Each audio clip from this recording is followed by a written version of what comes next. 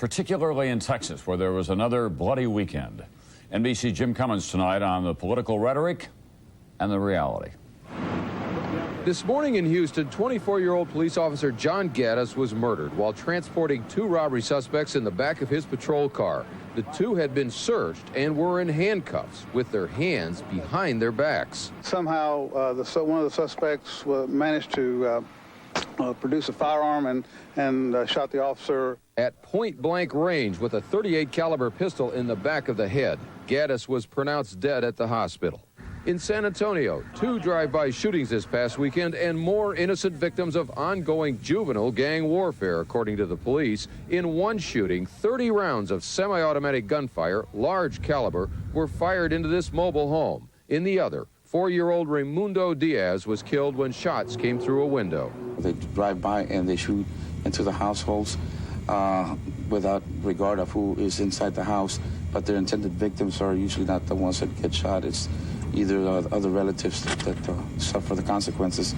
Today in Dallas, juvenile court judge Hal Gaither ruled that 15-year-old Moses Montez will be tried as an adult for murder following a shootout between rival gangs on New Year's Day. Gaither insists the problem of kids and guns is an old one for him. It was an urgent problem 10 years ago.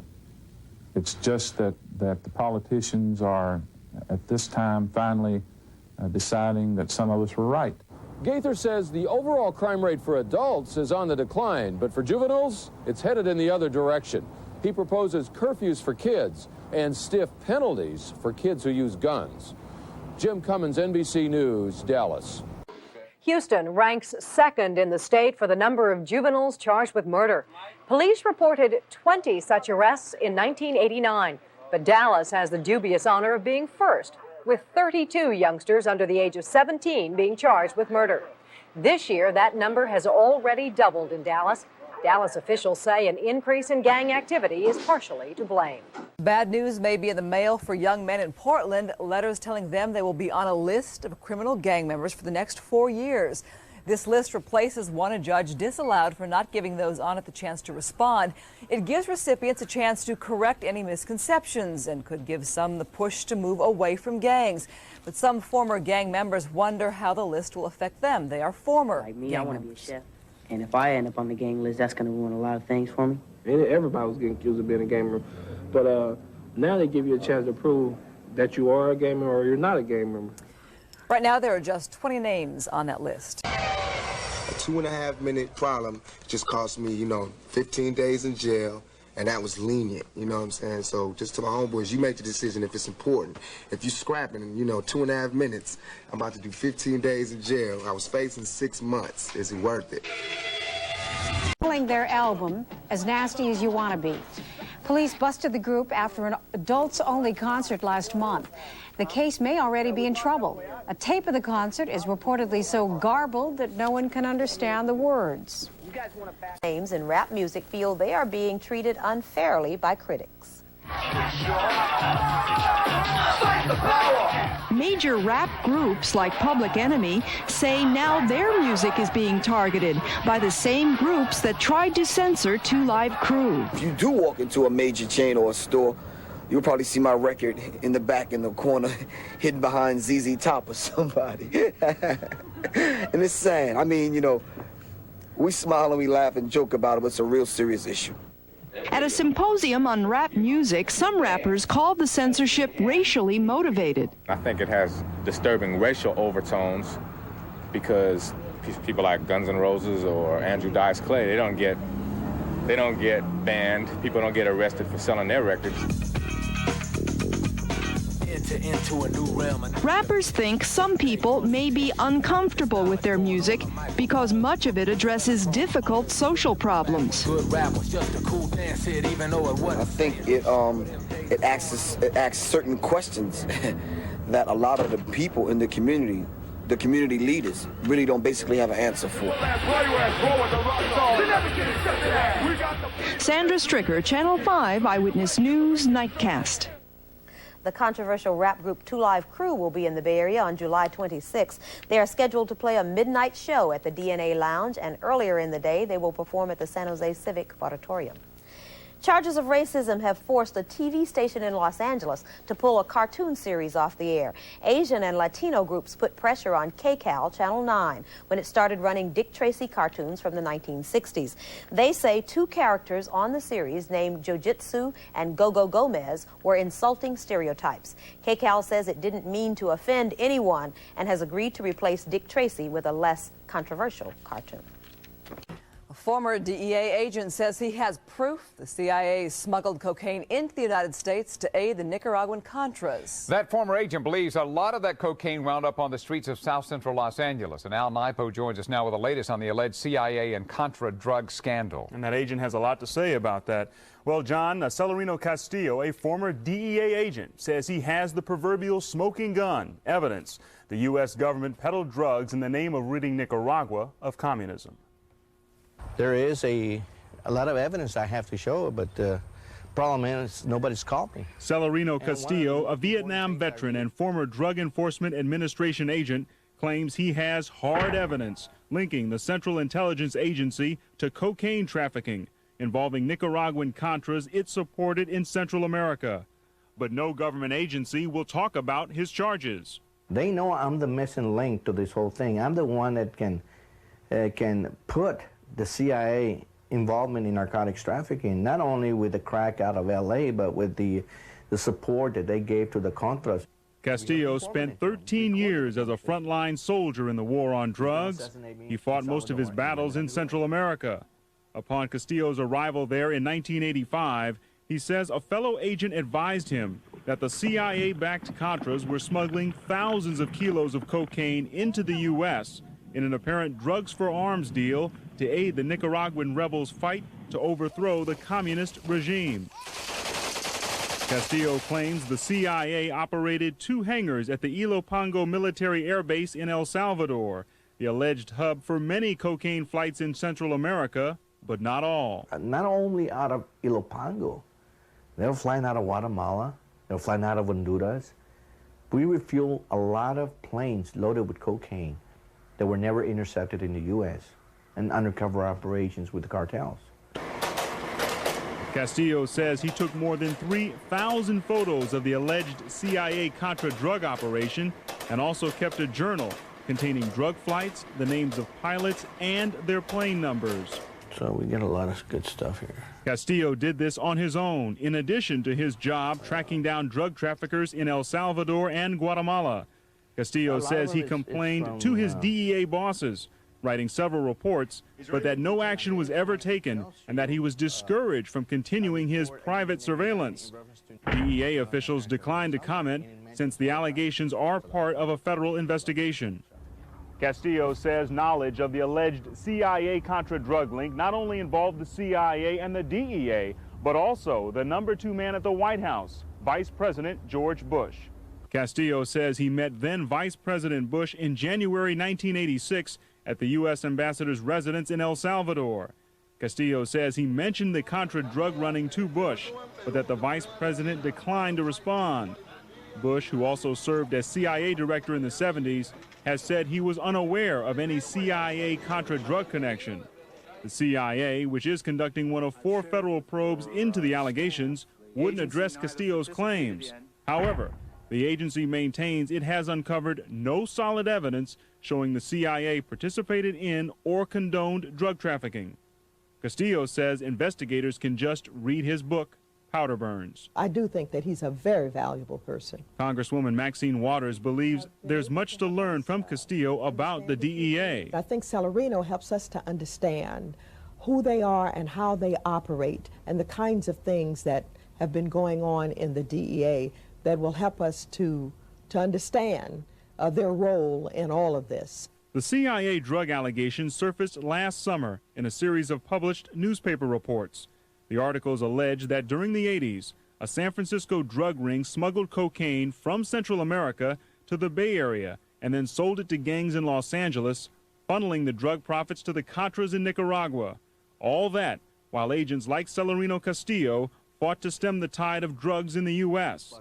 The 47-year-old retired DEA agent says he's now fighting his 3rd war. The most dangerous war is the criminals within my own government that were involved in this massive cover-up.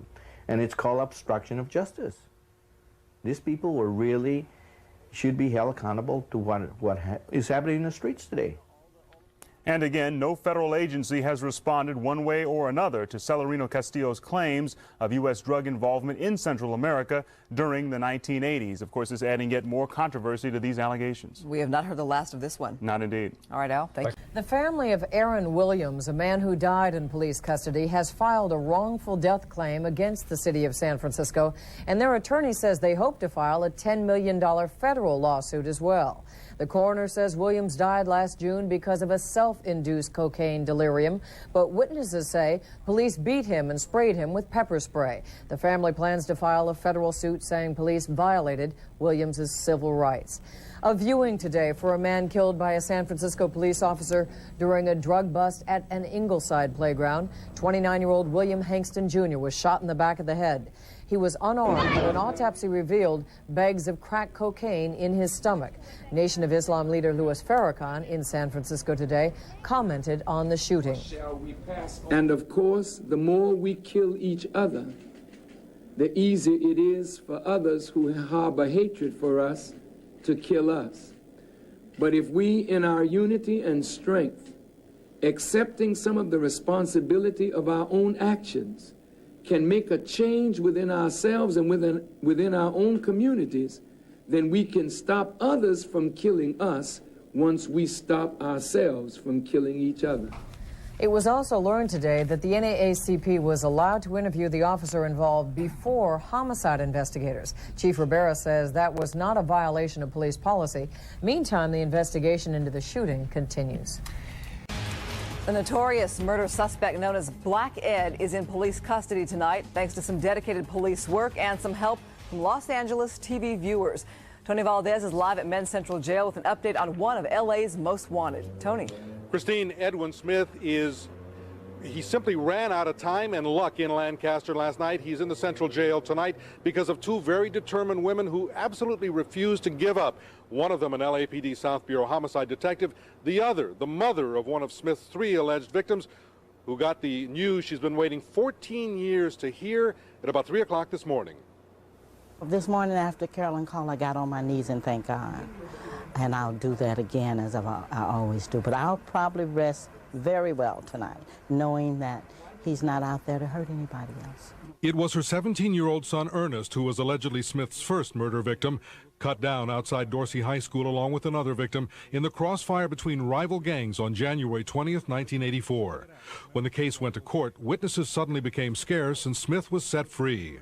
It was a cold case until 1993, when LAPD Detective Carolyn Flamenco inherited the investigation. She tracked down the original witnesses and convinced them to finally do the right thing after nearly 10 years of silence. But by then, Smith had been implicated in the murder of an old friend, Ronald Miller, and he was nowhere to be found. Smith was profiled several times here on Fox News, on LA's Most Wanted. He was also seen on America's Most Wanted. And every television appearance provided some information that Detective Flamenco could use. And located him out in Lancaster with a girlfriend. We conducted about a 10-hour surveillance, and he came out of the house and we took him into custody. Smith was arraigned on murder charges this morning. He is in jail tonight on a no bail hold. As for Ms. Pickett-Allen and Detective Flamenco, they say thank you to all the Fox television viewers who helped them over the years. Reporting live from the Twin Towers, Men's Central Jail, I'm Tony Valdez. John back. Rapid response teams will answer many emergency calls, so cops such as Bryant Harris can walk a beat. When we first got into this, I was surprised at how many people were actually afraid to come out of their house. Cops used to call the Inglewood neighborhood on Chicago's South Side the most dangerous turf in America. 8 square miles, 98 murders in 1991. Tell him Officer Harris was asking about him. But since a pilot community policing program began in Inglewood last spring, violent crime is down. 2 months went by without any murders. Neighbors are keeping a lookout, and people feel safer. When I first moved around here, it was kind of bad. You see a lot of gangbangers up and down the street. You don't see that no more. But critics say that to the extent community policing is working, in Inglewood, for example, it's because the city of Chicago has committed the resources to make it work. Money and manpower. Some 40 new officers in this neighborhood alone. 2/3 of all big cities have tried community policing with mixed results. In Houston, community policing was largely abandoned when crime rates went up. I don't think there's overwhelming evidence that community policing works. But it does work in some neighborhoods. People, they're not afraid to come out anymore because they know I'm around here. They know I'll pop up at any second. In Inglewood, community policing has made some of the most dangerous turf in America a little safer. David Bloom, NBC News, Chicago. Of marijuana and a loaded gun. Shakur, who has 2 other trials coming up, is due to start serving 15 days in an LA jail next Tuesday for attacking filmmaker Alan Hughes and carrying a concealed weapon. News 8 at 6. This is the first time in my life it came this close to my neighborhood, and I've been staying here 26 years. And I got my... Neighbors are worried about a shooting at a Grand Rapids park in broad daylight today. Hi, everybody. I'm Tom Van House. Suzanne Jiha is off tonight. Police are looking for answers tonight in the shooting of a man at Martin Luther King Park on Fuller Southeast. The man was playing basketball when a shot rang out. Jennifer Burton is live at the scene and has the latest. Jennifer? Well, Tom, police certainly have questions about today's incident. For one reason, witnesses at the scene say they heard the shot, but they looked around and they didn't see any people running or cars moving or anything. So there's some mystery surrounding that.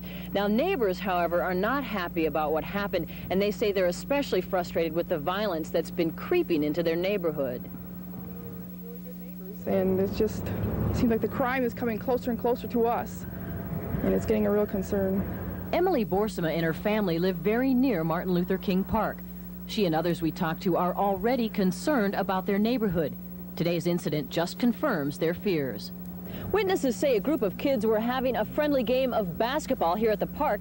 Then all of a sudden a shot rang out and one of the players fell to the ground.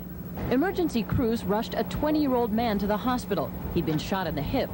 Witnesses told police they didn't see any cars drive by and they didn't see anyone running away. I heard these shots, but I ain't really, paying no attention. I thought it was some firecrackers, until I went down the street and they said somebody got shot at the party. Neighbors are upset. Some plan to move. Others want to stay and fight. And we got to be proud of what we have and make it better. Sandy Grady is head of the Southeast End Neighborhood Association. She's already working with neighbors to band together. People need to quit closing their doors because one day when they open them, there's not going to be a community left. Today's incident brought Grady 2 more volunteers, including 26-year-old Sylvester White, who lives across from the park. This is the first time in my life it came this close to my neighborhood, and I've been staying here 26 years. And I got my family to look at there. Now, the Neighborhood Association says they are already doing things to help the neighborhood get rid of violence. They're planning on having a meeting this week where they recruit men to go out and patrol. They call it Fathers on Patrol, and they're certainly looking for more people to get involved. As for the victim today, we understand that he's in stable condition at a local hospital, and his injuries are not life-threatening, and police are still looking for suspects. Tom? Okay. Thank you, Jennifer. Righteously outraged by the idea that the CIA or any part of our government could be involved in this kind of undermining of a whole neighborhoods throughout this country. That idea does not surprise some people in communities from Los Angeles to New York City, which have felt the devastation of crack. It's too much drugs in the country itself for it to just be coming from just us. It's got to be coming from a higher authority. 106 is the time. Madison with you. For the last month, Joe Madison has devoted every edition of his daily Washington, D.C. talk show to this story. It just is mind-boggling, which leads me to believe that there's just massive cover-up in high places and probably in Congress, too. Also in Washington, more than 1,200 people attended a recent town hall meeting to discuss the allegations. And on Friday, law students protested on Capitol Hill. Yesterday in Los Angeles, another community meeting drew over 1,000 people. Every person in this room is committed to one thing: stopping cocaine from coming into our community and finding out who's responsible. And on the internet, the newest pipeline into the African American community, the response has been overwhelming. There are more than 100,000 inquiries a day into the San Jose Mercury News website, which outlines the newspaper's charges that CIA-backed Contra leaders raise money by bringing massive amounts of cocaine into the United States. The newspaper's most devastating charge, that cocaine, originally from Colombia, was sold at bargain basement prices to a Los Angeles drug dealer, who was the first to mass produce and distribute it as crack. And because crack is cheap and highly addictive, it spread quickly in poor urban areas, bringing violence and misery. The CIA denies any knowledge of or participation in drug trafficking by the Contras. But responding to the outcry, black congressional leaders are demanding hearings, and they want access to any secret government files on the Contras and their drug connections. Alexander Johnson. The hidden danger in a grassy field. Children playing there found vials of blood and dirty needles. Tonight, some angry neighbors in Oakland are demanding action to clean up the dangerous medical waste. Someone, they don't know who, dumped it in their neighborhood. And as Tim Didion found out, people are worried about the consequences. In this bag, you've got the tops of the needles, surgical gloves with, I think there's some needles in that glove. In the last 2 days, Kenny Santiago has pulled dozens of used needles and bags of medical waste from a vacant lot right across the street from his house. Unfortunately, he wasn't the one who discovered them. His children did. My daughter said that she had poked herself. We gathered up some of the stuff and we called the hospital and they said, come in right now. It's an emergency, and to bring whatever you have for us to look at. Santiago's son and daughter had both stuck themselves with the needles while they were playing around the field. Most of the needles and vials were found out here near the sidewalk, out in the open. But when we walked through the field, we found plenty that weren't, including some hidden in the tall grass, where you'd never see them until you stepped on them. Nobody's sure yet where the medical waste came from or who's responsible. But whoever's behind it may have dumped more over the weekend. Yeah, this is needles. Damn. Look at this. This is new right here. This is brand damn new, and this wasn't even here yesterday. Neighbors called city health officials, demanding that they clean up the lot. But they say they were told it's the owner's responsibility, and so far, nobody's been able to reach him. In the meantime, both the Santiago children are being tested for possible infections, including the AIDS virus. It's just really bad because they say that now that we should bring them in like in 6 more months for another AIDS test, and you know, a few months after that we should bring them in again, and it's just really bad because now, right now I'm not all the way. I don't feel safe about what happened. His children don't really understand what's happened to them, but they know how it makes them feel. In Oakland, Tim Didion, Channel 5, Eyewitness News. That neighborhood is on 7th Avenue near East 8th Street. We tried today to contact the county health officials for a reaction to the story, but we couldn't reach them. Kenny Santiago says, though, they'll hear from him tomorrow. He and his neighbors say that they won't give up until that field is cleaned up. A Denver man is in critical condition tonight after he was shot 8 times by an unknown attacker. The 26-year-old man, identified as Arturo Andrade, was standing here in the parking lot of the business where police say he works. Witnesses say a man in a maroon or red Camaro-type car pulled into the lot. The driver got out and shot Andrade 8 times, hitting him in the neck, arm, abdomen, and thigh. Police described the suspect as a Hispanic male with a mustache. No motive for the attack is known yet. A Colorado Springs woman is in fair condition tonight after being shot during an attempted carjacking in California. 41-year-old Josephine Coulters was waiting in her pickup for a food order at this drive-thru here in Ontario, California last night when she was shot in the chest. The gunman complimented her truck and then asked to buy it. When she refused to sell it, the gunman pulled a pistol and ordered her to get out. She apparently resisted and then was shot at close range. The suspect, after shooting the woman, then fled to a vehicle across the street, which may or may not have had another suspect inside the vehicle. The suspect vehicle fled, and as officers arrived, witnesses stated that the suspect apparently had tried to get into the pickup truck, but was chased off by the woman's female mixed German Shepherd dog that was inside the cab with her. Coulters is being held in the jail section of this hospital after officers discovered 2 handguns, a large amount of narcotics, and cash inside her truck.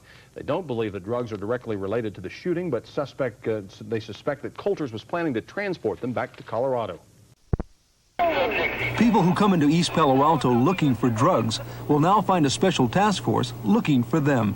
Police will now single out suspicious out-of-towners. Residents say there are too many strangers around, and they are up to no good. Too much traffic going back and forth through East Palo Alto. Some of it needs to quit. And they're not from East Palo Alto? Most likely they're not. What do you think? But some of them are. It's like half and half. What do you think they're doing? Buying drugs. East Palo Alto crime jumped a frightening 400% last year, but police say most of it was committed by or against people from other communities. We had estimates that about 80% of the drugs being sold in the city of East Palo Alto were being sold to people from outside the city. So other communities are contributing police to help fight crime in East Palo Alto. Officers from 5 other agencies will help patrol the city, and they will use different investigation and arrest methods. Usually officers concentrate on picking up the dealers, but in this program, officers from all the departments will be zeroing in on the buyers. We're going to do that by any lawful means that we can to identify these people, and hopefully we can deter them from coming into the community. With the extra help, East Palo Alto police can now concentrate on drug suspects. Stand right by the fence. I think she might have dumped some drugs in your car, okay? From now on, the only visitors welcome are the police from other cities helping to bust out-of-town crime. In East Palo Alto, Manuel Ramos, Channel 5, Eyewitness News. The police say up to 4 extra units are going to be patrolling the streets of East Palo Alto every night for the next 2 months. Dave. An innocent boy caught in the line of fire. An alleged gang shooting ends with the La Puente boy in the hospital. Linda Joyce reports. A little boy airlifted to the hospital with a gunshot wound. 10-year-old Johnny Romo wasn't thinking about danger when he stepped outside Thursday night and was hit by a stray bullet. He just heard some noise and took a look. Then when I get off to shake him, I just saw him, you know, inside. Screaming and said, they hitting me, they hitting me. And when I touched him, I saw the blood. 6 shots fired in all by a passenger in a late model Honda. The intended victim, possibly someone in another Honda driving the opposite way. We're getting a hold of our gang units to see if there's any information they may have on the vehicle descriptions or anything of that nature. One bullet went through Johnny's elbow, entered his lower back, and exited his body, miraculously missing all vital organs. I spoke with Johnny while he was in the hospital. He said he was bothered by the tube up his nose. What else can you tell me about what's happening to you? Nothing, I'm just being in the bed. Okay. All right. So they tell me you're going to be okay. And how do you feel? Fine. Detectives will be canvassing the neighborhood, talking to witnesses to see if they can get any more information on who did the shooting. Because in the words of one lieutenant, anytime an innocent child is involved, it affects everyone in law enforcement. Anytime a child's involved, it pulls at the heartstrings, and you tend to just maybe have a little more energy to push. In La Puente, Linda Joyce, Fox 11 News. Breaking news to report to you right now. Take a look at Sky 11, which is flying overhead right now of the 10 freeway at the Arlington exit, which is near Crenshaw. Apparently, all eastbound lanes are closed at this time of the 10 freeway after a suspect was chased to that location from the Santa Monica area, apparently by the Santa Monica Police Department. Apparently, the arrest has been made, but there is still some police activity going on at this time. The 10 freeway, all eastbound lanes at Arlington are closed right now. We'll continue to follow. You can see right now that there is quite a backup on the freeway as this freeway is closed at this point in time. John? In Canyon Country, sheriff's deputies uncovered $500,000 worth of pot in an underground growing room. The suspect, 39-year-old John Moreau, made the addition to the home himself. The sheriff's department had Moreau under investigation over the past year. In the area of dumb crimes, graffiti vandals in Sunnyvale caught because they initialed their work. After painstakingly tracing the initials in a month-long investigation, Sunnyvale police today charged 15 juveniles with vandalism. They allegedly tagged public and private property, 284 cases with damage set at $32,000. The arrest came as a relief to the people who have to clean up what the vandals left behind. We paint them and everything. The more we paint them, the more they graffiti. I think we got to take out all the markers out of the stars so they wouldn't sell them no more. If the teens are convicted, they or their parents could be made to pay for the damage.